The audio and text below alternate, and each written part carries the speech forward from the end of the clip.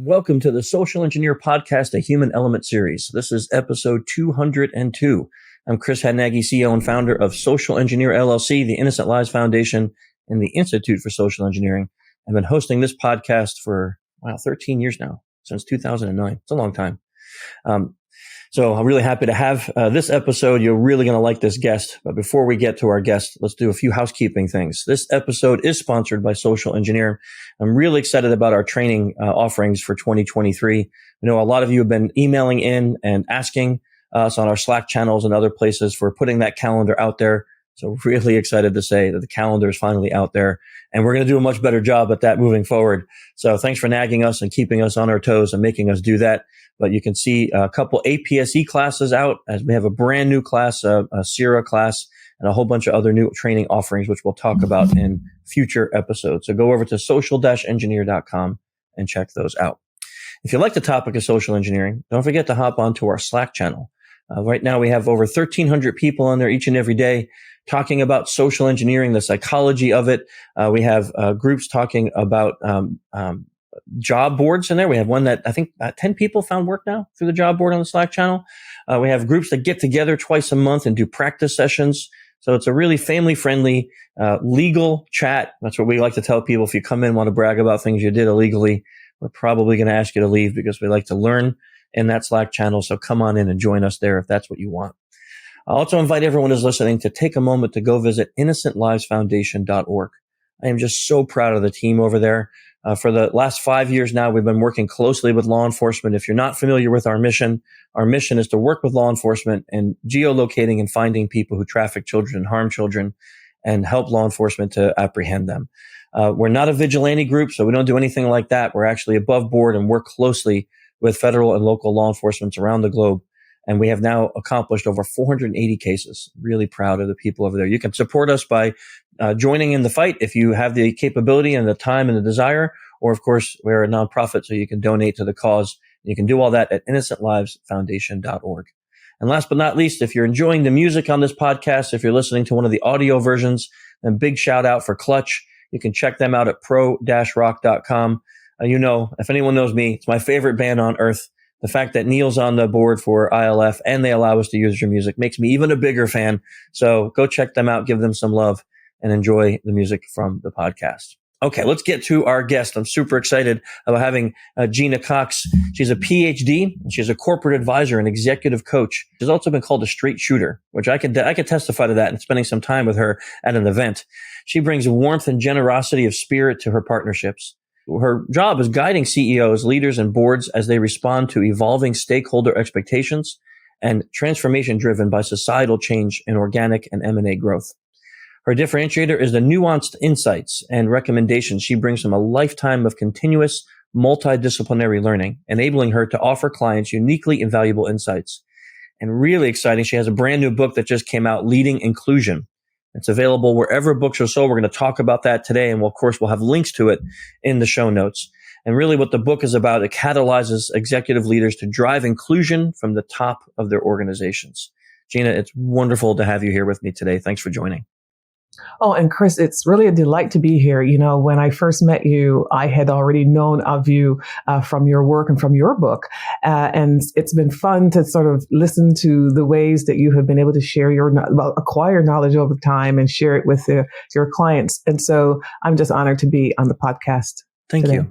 Now, when I met you, you were just working on the book. So actually, I don't want to jump to that, because I want people to know who you are first. How did you get into the idea of being a diversity consultant, someone who's going to lead these CEOs and leaders into understanding these different times that we're in now? How did that path come about for you? Mm-hmm. Although I'll start by saying that I'm actually not a diversity consultant. I am a leadership advisor and coach. And you'll see from my explanation in a minute why I make that very specific distinction. But, for decades, I have worked directly with business leaders in some of the largest companies in the country and outside of this country to really help them enhance the quality and the impact of their leaders, and also help them build healthy organizational cultures. And those are the two streams in which I operate.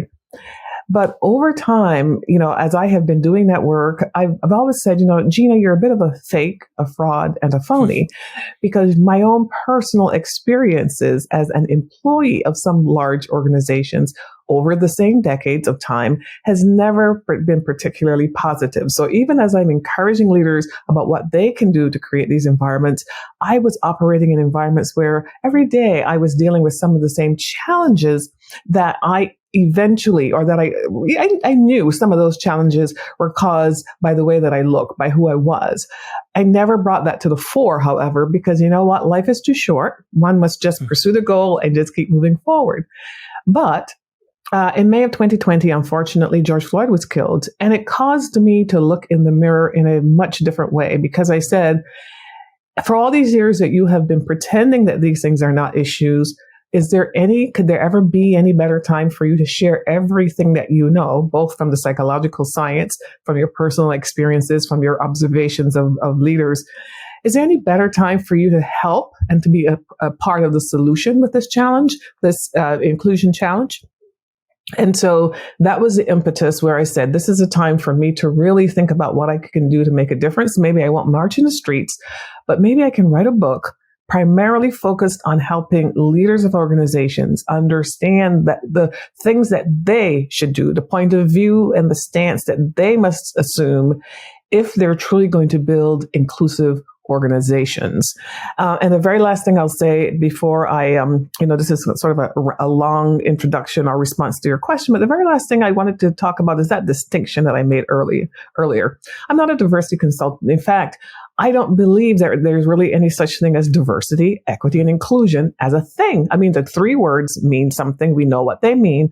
But whenever people put them together, what I have discovered is what they mean is that this is going to be a thing that's going to be off to the side, that only certain people who look a certain way will deal with, and everybody else will just sort of do what they suggest, but sort of with a high degree of skepticism. So I'm actually a leadership consultant because, in fact, diversity, equity, and inclusion is nothing more than, strong, impactful leaders for everybody and healthy organizational cultures. So that's an interesting differentiator. And also, thank you for, I don't think that was long at all. That's a great way to describe how you got to where you are. As you were talking about it, I didn't expect the twist. So what I found interesting is, and I had a question about when you were coming up and you said it was, you realized that people were treating you different by the way you looked. But you just said, I don't need to make an issue of that. That must have been very frustrating. Dealing with that for how many years were you having to go through that before you decided to start talking about it? Well, for decades, but let me back up a little further. I am an immigrant to this country. And when I was growing up, everybody around me, my friends, my relatives, and my loved ones, they all said, "Oh, Gena, you're smart. Gena, you can do anything you want to do with your life." That was what I learned. And I came to the United States when I was about 20 years old.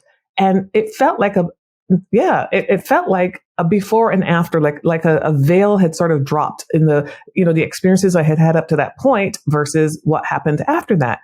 I kind of think of it as like a natural experiment, because I told you how the before was warm and fuzzy and I was just young and knew that the world was my oyster. But when I came to the United States, I realized that the minute I showed up, people reacted to me in a way that was different than the way that I had been accustomed to being reacted to. And it was, I realized that when they would see me as sort of an avatar of Black woman, they wouldn't see Gena necessarily. They would see this person. Oh, okay. The brain quickly classifies her, as Black woman. So we know what she thinks. We know what she believes. We know how she will behave. We know how to treat her and so on. So, but then I had to learn, what does that mean? Because I was Black woman avatar, but I didn't know the experience of it. And that is relevant to your question, because ever since then, I sort of have operated as if I were looking down on myself in my experiences in corporate life in the United States and life in general, because there's a very unique American experience.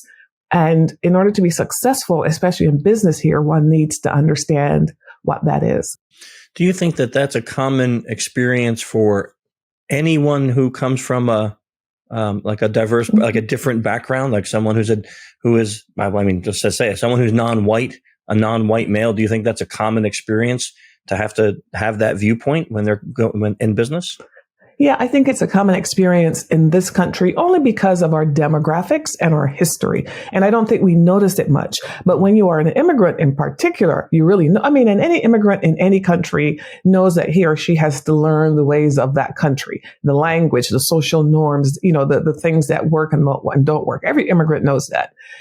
In the United States, if you are an immigrant who happens to be, I'll say, people use the language people of color for convenience sake, so I'll use that.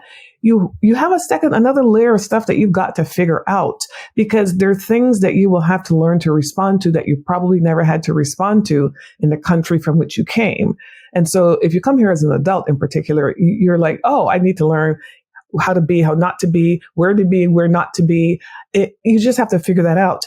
But I think that right now I'm just talking about this immigrant experience, particularly for people of color. But I think that is also true for anyone who shows up in the various ways that humans vary. And humans vary. Human variation is normal.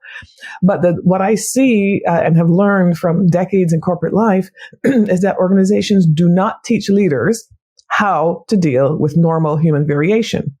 And so when you show up with a physical disability, a neurological variation, or if you show up as LGBTQ plus, or if you have a different point of view because of some characteristics of your immigrant experience, or what have you, the word different is automatically applied to you, because the non-different, meaning the norm, the thing you're being compared to, is typically the white experience in America.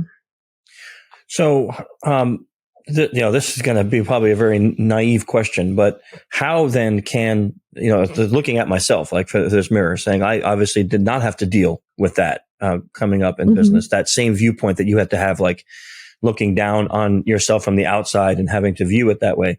So how can a leader or organizations make diversity and inclusion stick then?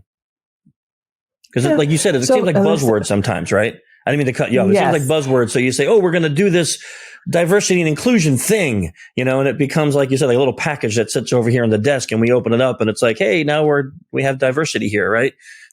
What is it? What does it mean, and how do we make it stick? So you can tell already that what I say is that what you just described, which is the norm, is the wrong way to do things. People often ask me, Gena, what initiative should we implement? What training should we implement? And I said, I have no idea. Here's another question I would ask you if you're a leader. What is it that you would like to have accomplished in the next 12 months or the next 24 months that relate to this thing that you're calling diversity, equity, and inclusion? So I listen to what they have to say. And without fail, I get to listen, and then I get to say, oh, so what you're really telling me is you'd like your leaders to behave differently, and you'd like to maybe have a higher representation of different kinds of people in various roles. And maybe you want something that has to do with, respect and the way people relate to one another, because that's a culture that you think can support all employees, including those from the spectrum of variations. So what you're really telling me is you want a better organization. So I frame it that way. And then I say, and here's the thing, you can have that. But have you noticed from that this means it is a leadership obligation? It's not a moral obligation. It's not any other.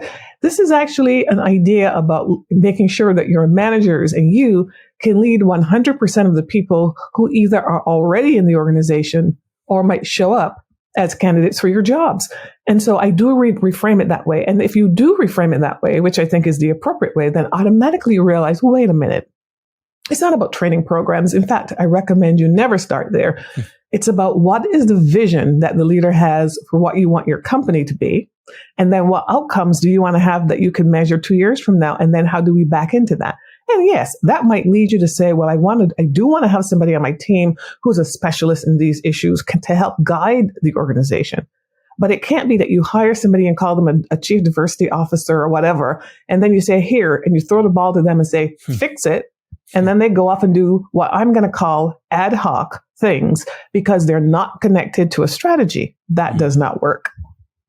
That makes a lot of sense. And almost like if you could apply that same principle you just said in anything, right? I mean, when you were talking, I was thinking about when I went on my health journey to get healthy.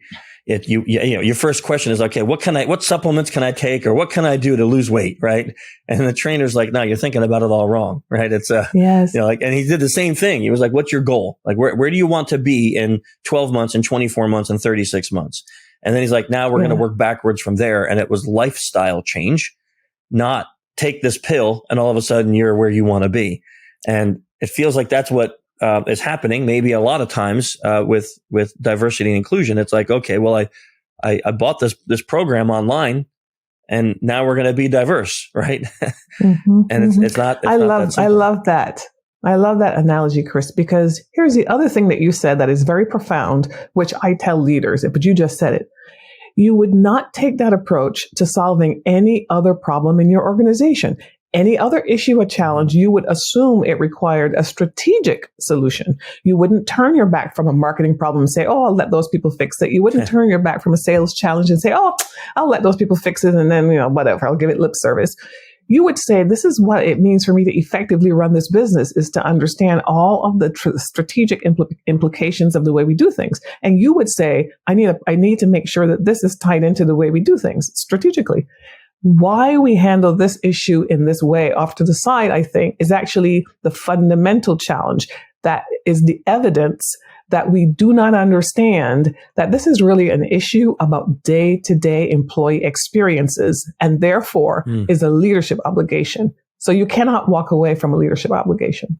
So how do you recommend that a company, organization, or a leader think about this? Because I think a lot of times the solution sounds almost silly when you say it. They I'll hire a Black person, then I'll be diverse, right? Because we have no Black people here. So if I hire one, now I'm diverse, right? That doesn't make, just having different people of different colors doesn't make you diverse, right? Or understanding the problem. So how do you suggest they even go about managing that at first if you realize it's a leadership problem?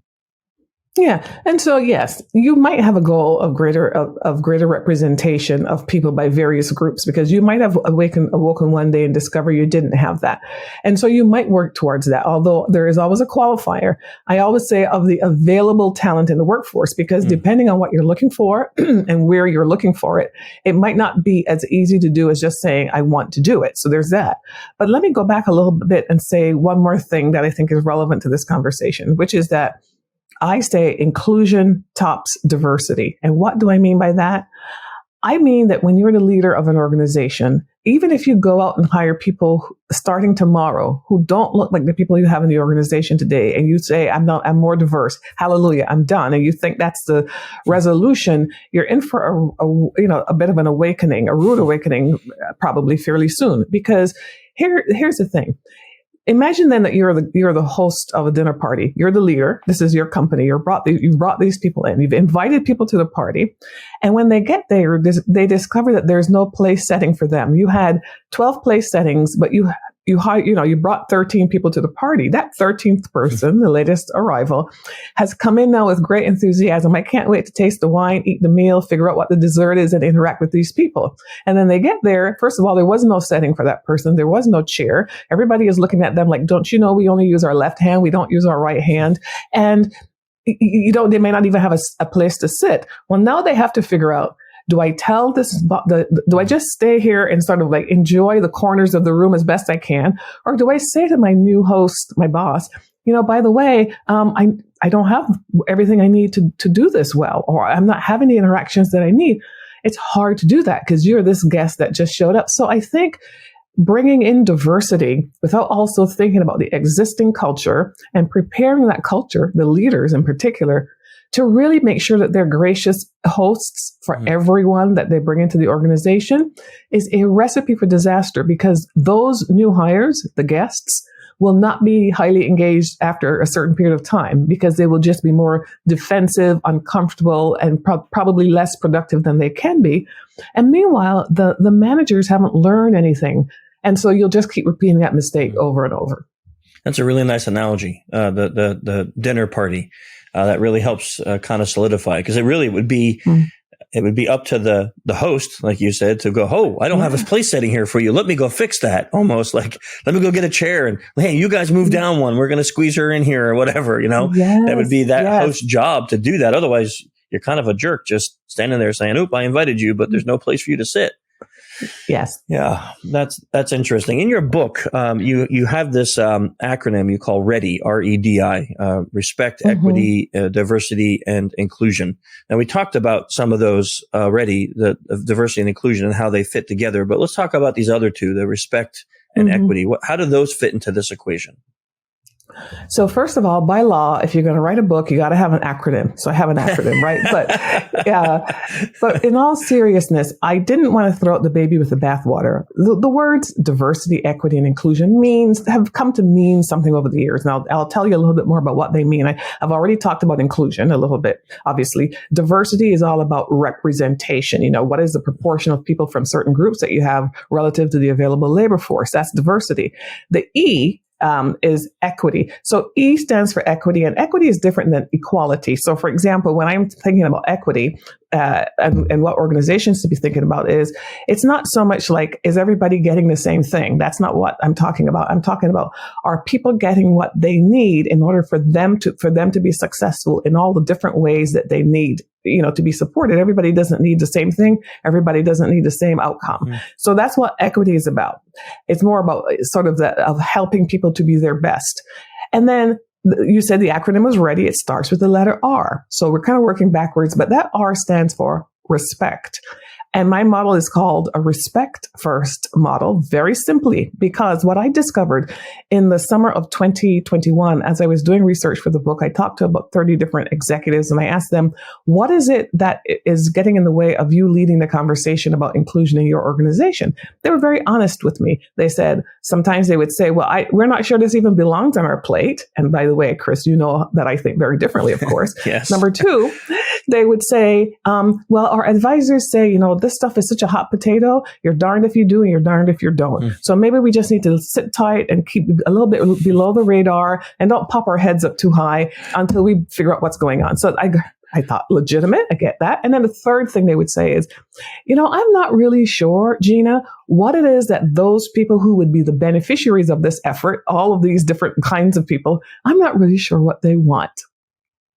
So then I did a survey of over 500 employed Americans.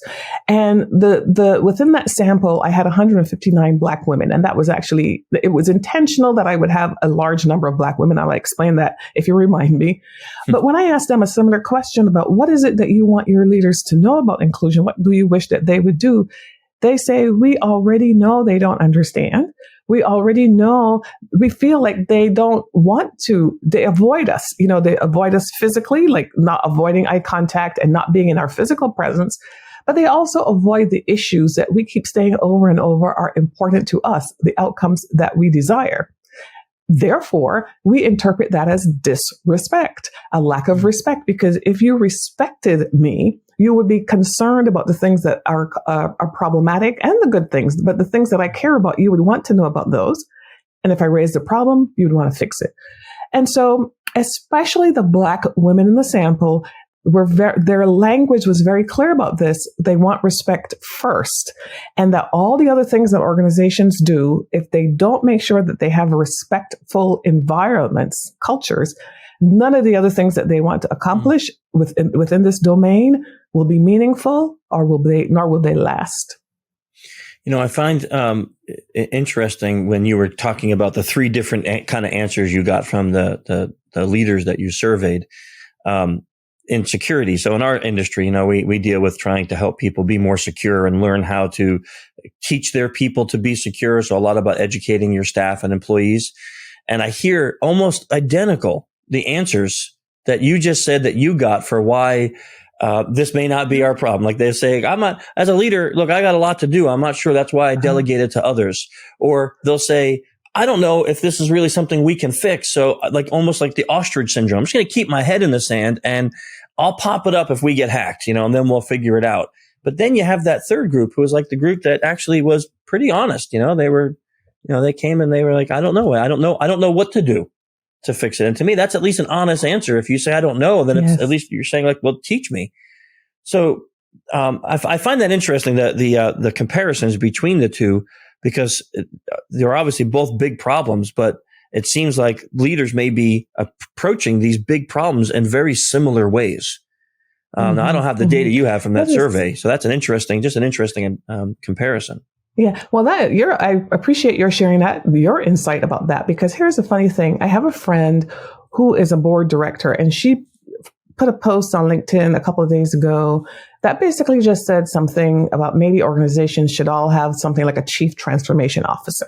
So it was a very mundane article. It wasn't anything provocative, really, but that was what it was about. And a bunch of people jumped onto the article in response, and some of them said yes, and then a bunch said, we don't need a chief transformation officer. The executives are supposed to be in charge of all of this. And, they like to bring in consultants, and they went down a certain path. And then I saw the article and I responded and I said, well, you know what? I don't have any fight with this article, because what I am seeing is that the world is changing so very quickly that executive teams are challenged to keep up with all of the changes. So they have to figure out, what are they going to focus on? The executive team needs to keep squarely focused on that long-term view, on the strategy, and understanding what works and what doesn't work, so they can move the ship, tweak it to the left or tweak it to the right. But underneath that, there are a whole bunch of very specific technical issues that have to be addressed, including cybersecurity and so-called diversity, equity, and inclusion. And so they have to figure out, how are you going to handle that? And so obviously not handling it is not going to get you a solution, but that is, I think, what sometimes happens when these are issues that are so thorny that maybe they bring political, concerns, or, crisis management concerns, or all the other things that you see in your business. And so maybe we'll just wait and see. Meanwhile, though, the problem is still there. The vulnerability is absolutely still there, maybe getting worse, and somebody's watching to see what you're going to do. And so what she was saying about the chief transformation officer was to make the point that, yes, if you as the executive, you can't do everything, but you must have a trusted advisor within your organization at a certain level that can then speak to the whole organization about these issues and focus on them. And so I think that is the similarity that I see, that I don't think some organizations are taking advantage they're not necessarily doing that. Yeah. And in security, we do have that, right? So we have the chief information security officer, or the CISO. And that's a role that many large organizations, they hire for that. And that person usually works directly with the CEO, but they're in charge of making sure security is a priority in the company. So I can almost see that being like whatever that C-level title is, but you have someone who there is in charge to make sure that the company, I still love your analogy of that dinner party, that there are seats and place settings for everyone that you're bringing into the company ready for them when they arrive. Yeah. So organizations do hire. In the past, they were often called chief diversity officers. I think as the word inclusion is becoming clearer in terms of what it means, I'm seeing more big companies call them chief inclusion officers. But there are companies trying to do that. The problem, though, and I guess CISOs probably have this problem too, is that the organizations will hire these chief diversity officers, but they will not provide them with the resources that they need, the political clout that they need to make the big decisions. And so they're often frustrated because the whole issue that we just talked about, that I say, I hate it, the term diversity, equity, and inclusion, but let's call it that. Let's call it REDI. That whole thing, the way that it is handled ultimately, even with the chief diversity officer, is that the executive team behaves as if they would rather not know about it. They don't want to deal with it. With cybersecurity, is that how it's handled? That depends on the organization, right? So I find that organizations that tend to treat security like a priority, it is from top down, and it's very important. Like we work with this really large bank, and we'll be phishing them, and the CEO is included in every test, and he wants it that way. And when they do big meetings, he'll sometimes even say, man, I fell for this month's phishing and it makes it okay. It makes it not a bad thing, right? And when I see companies like that, they always do so good when it comes to security, right? Their thinking, their process, their managers all handle it different, because it's like, well, if dad is being cool, then everyone below him is being cool, right? But then you have some companies who it's not like I've had CEOs even say, well, this is for them. Don't include me in the audits. Don't include me in the test.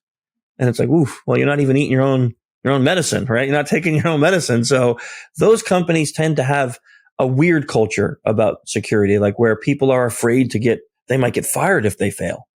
And that's scary. Like I don't really like working with that, because when it comes to security and humans, and you probably found this in your industry the same, there's going to be failure, right? There's going to be, because we don't understand it all. And if people are afraid of losing their employment because they fail, that's a culture that lends to stress and all sorts of bad things. Yeah, and it's amazing to hear, again, all of the analogies, all of the similarities, because it's the very same thing in the organizations where the top level leaders get intimately involved in some small way. Well, clearly in a big way in setting the vision, but in some small way in understanding these different particular challenges. In your case, cybersecurity. In my case, the employee experience. They get a certain level of insight that they don't get otherwise. And their personal insight is what then makes it possible for them to make great decisions about the thing that can then be cascaded consistently and actually have the impact that is desired. And when you don't have that, it doesn't work. So you and I are, I think I love this because my whole book is about this very issue. And there are very few, I haven't seen another book written specifically for leaders about this issue. Yeah. So that's why I wanted to write that book. Yeah, that is interesting. And the similarities are interesting. So I found with me that, I'm happy that I know I don't know everything, and I have a great team. So I can go to people on my team and say, hey, what can we do better about this? Or what can we do better for you? Or, I have single moms on my team, and you'll say so what can we do here better to make it easier for your role, like your role in life, to have your job? And because I don't know, because, I have my wife here, I have my kids, I'm a white male. So my experience in the world is much different than hers. And I won't know how to make the place setting right for her. And I know I don't know that. So instead of trying it and failing, I'll just go, hey, talk to me. Tell me what we can do here. Is there a better way of getting that knowledge, do you think? So that way you don't make a mistake on doing that? The truth is you're just hitting the nail on the head again, from my perspective, because the fact that you said you were asking a question means that you already understand, or you have this awareness that the solutions to these problems often lie not with you having to create the solution, but with people who are having the experience defining what the real problem is and also being involved in co-creating the solution. That's not new language. It's not new language in technology, in the tech world, but it is language that is not used sufficiently. And so I say, in order to get to the outcomes that we're desiring in this REDI work that we talk about, there are really sort of 3 C's. It starts with curiosity, which leads to connection, which leads to comfort. And by curiosity, I simply mean it is really important to understand what it is that you're trying to, what is it? What is the it? In this case, we're talking about how people vary. Well, you have to ask questions. And the best way to to figure out what it is to be curious to yourself. Ask these questions, have other people who ask these questions, use surveys, do whatever you do. But don't presuppose that you know what the problem is, and definitely don't make the decisions about the solutions at the top of the organization without having clear input from the stakeholders. Another thing is, if you don't do that, then you don't get to the level of connection with those folk who you're trying to serve. In this case, employees who happen to vary in a variety of ways. But once you do step 1, it does lead to connection, because they recognize when you ask people questions, the first thing that they infer is that you're interested. The second thing they feel is that you're willing to empathize, perhaps, or perhaps you realize, now that I know more, I can empathize because I didn't know this before. Now that I know it, I do this other thing. And so connection is that second C. Second C leads to the third C, and the third C is comfort. And comfort is a word that, even the word itself is like an embrace. It's kind of warm, right? What we are lacking in the work world and in the world in general, I think, about these issues is that we're so afraid of one another. We don't have the curiosity. We don't have the connection. We never get the chance to get to the comfort phase. And so everything feels different. Everybody feels different. Everything feels scary. And so I go back to the fundamentals. I think we need to have those 3 C's, especially leaders. You need to understand the issue, whether it's cybersecurity or whether it's REDI, with that degree of connection to it. And I actually understand that. I can empathize on that in both ways, because sometimes I'm so worried about messing up that it feels easier to just put your head in the sand and go, I'll wait until someone tells me what to do, right? Yes. But at least here, what I'm really happy about my team is that we're all pretty easygoing about, hey, look, we know we're going to make mistakes, so let's just work through it together. kind of thing. And we're not talking about major, like you may just not have thought through this one thing. And now you're like, oh, we got to make a change. But is it up to when you talk to companies, do you encourage employees to feel comfortable to come to management and say, hey, like this place setting isn't right for my life. Are there things that we can do to change it? Is that something that you encourage people to do? Oh, I always encourage people to do it, but I also know how hard it is. And like I told you, I myself never did that for many, many years. And it's hard because if you work in an organization that has given you the vibe that speaking up and speaking out is taboo, you're never going to do it. So I do encourage those employees to do that. But I start first by asking the leaders, what is the nature of the current environment about speaking out? Because guess what? If you haven't created an environment where people know, number one, they, like you said, they can make mistakes. Number two, they can say something that not everybody agrees with and they can still get along with their coworkers tomorrow, then it would be irrational to expect that people will speak up and speak out. I once worked for a financial services company that was acquiring a smaller financial services company in another state. And I was working at the acquiring company. And one day I walked by the mailroom back in the days when we had big mailrooms. And I knew everybody in that mailroom. And I was like, what are you guys laughing about? What's so funny? And they said, oh, we're laughing because every day the folks in Detroit send down like 50 different FedEx packages as part of this due diligence process. They're sending all these documents. And we here in this location, we send them about another 50 different, packages from different parts of the company that go to that location. So every day we're handling about 100 different packages. And we're like, you know what? All they need to do is maybe have a morning pickup and an afternoon pickup in the two locations. We can handle 4 different shipments. Everything would be consolidated and easy to control. We would know when they were coming. It would be easier to distribute them and the company would save money. And I'm like, well, why don't you tell somebody that? Oh, yeah, we don't tell people anything anymore because we've learned that no matter what we say, nobody's listening to us. And I never forgotten that experience because that's really the thing that leaders have, that I ask leaders, do you have an environment where the mailroom person can tell you how best to get an efficiency?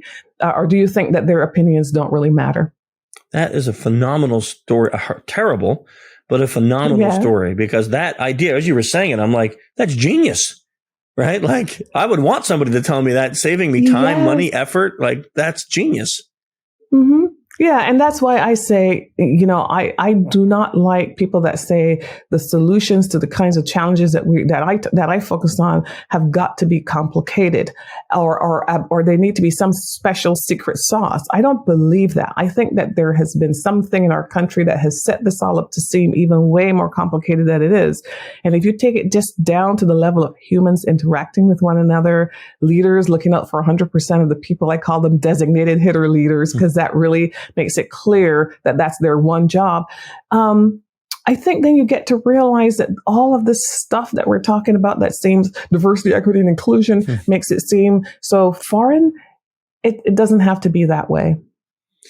Well, I want to say your book on Amazon has got 5 stars, which is impossible for a book to have, right? I mean, no one has 5 straight stars. That's amazing. And it's wonderful. And I do agree with a lot of the reviews on there. It is a unique type of book about this topic, made for people who are in a leadership position. So we're definitely going to have a link for it in the show notes. Thank you. So besides your book, I got a couple questions as we wrap up. First, if people want to connect with you, what's the best way to do that? Like, where's the best place for them to go and learn what you're doing or to connect with you on social media? Yeah, absolutely. They definitely can find me on LinkedIn. I do most of my social life. I live most of my social life on LinkedIn, and I'm at Gena Cox. So my name is Gena with an E, Genacox. So you can find me at Gena Cox on LinkedIn. I have the same handle on Twitter. On Instagram, I'm at Gena Cox PhD. I don't do as much on Instagram, but I am there. And you can always go to my website, which is www.genacox.com, to learn a little bit more about me and the work that I do. Perfect. And anyone who's listening, we'll have all of those links in the show notes, so you don't have to remember all that, especially if you're driving. Besides your book, which we'll have in the show notes, we always ask our guests for a book recommendation. And it doesn't have to be about this topic. It could be just something you read, you love that book, and you want other people to read it. Is there a book that, or it could be one or two or anything that you read recently that you love? I read so many books that it's always hard to narrow them down, but absolutely. I think just today, in fact, I posted about a book on LinkedIn. The book is called Can We Talk? Can we talk? And it's written by another consultant like myself and coach. But I have a belief that one of the fundamental challenges that we have as humans is we don't always know how to talk about the things that are difficult in our lives, right? And if we could just master that, so many problems could be solved. So the book Can We Talk is about that, and it relates to the work that I do, because I think a lot of this so-called diversity, equity, and inclusion stuff is also about people not making eye contact and not having real conversations. Mm-hmm. So the book Can We Talk by Matuson, Matuson is the last name, Matuson. Roberta Matuson is a good book. I happen to actually right now be reading TED Talks. This is the book, the original TED Talks book, and I'm reading it because I'm preparing myself for a TED Talk. But the thing about the TED Talk book and the TED Talk concept, thank you, that I absolutely would recommend to anyone, even if you're not planning to do a TED Talk, is that I've figured out the secret that they're trying to convey. I figured out what it is what makes them so compelling. And in the book, they explain to you this concept of a through line, the importance of really being very, very clear about an idea that you want to convey. So whether you're trying to influence your boss, your coworkers, or what have you, the idea of a through line and being very clear about those big ideas is something that I have found to be invaluable. Those are two great recommendations. I learned a lot. I had a chance to give a TEDx talk, and when they assigned someone to work with me, and I had my topic, and they said, "Can you we don't care how long, can you just record yourself giving your speech on this topic and send it to us?" And I did. And this guy said, "Okay, well, you're going to take that 45 minutes and do it in 11." And I said, "There's absolutely no way. That's 45 minutes." Yes. That talk was 11 minutes and 5 seconds. I still to this day can't believe that we got it narrowed down. And I feel it was the best, this sounds so braggy, but it was the best speech I ever gave. I'm still today, I hate watching myself. Yes. And I actually watched that and go, that was actually good. Right. And it's their concept. Yeah. It's the way they can boil down all the fluff and get rid of it and just make it perfect. Exactly. And so so my point, I think, is that even at this, I've done enough speeches in my time, but focusing on preparing for TEDx has really helped me to be much clearer about what it is I'm trying to convey. And these are skills that all of us can use, even on a podcast, let's say. Yes, very true. And last, I'd like to ask you, all of us, we've gotten to where we are because there's been people who have helped us along the way. Who would you consider to be your greatest mentor, or maybe greatest mentors in your life? Yeah, I'll quickly mention two, because I would be remiss if I didn't say that the number one mentor in my life is my maternal grandmother, who is now deceased. Her name was Beryl, but I have never felt like she has left my side as an ideal of what good looks like in terms of how you treat people and all of that. And also she has been an ideal in terms of how you get things done, because from her I learned you don't have to have a lot.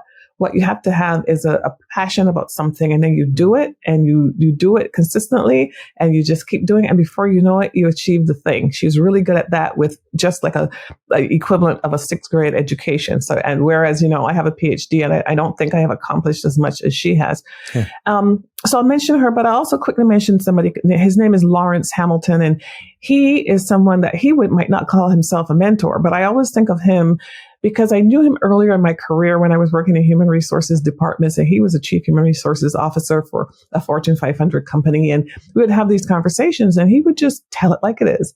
And so what I learned from him is just watching what he was doing and what he was not doing. And so he has been a mentor in the sense of me observing him. And of course, sometimes he has given me direct advice, and I really value that.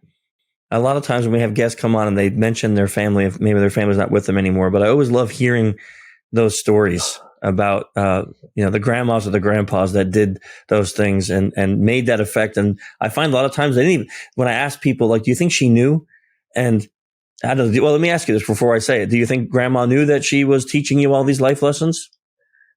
I think she knew she was teaching me something. I don't know if she ever knew the impact that it had. And I remember, I don't think she realized that I was really paying attention I put it Yeah. that way, you know, and I that's love something it. that you kind of regret.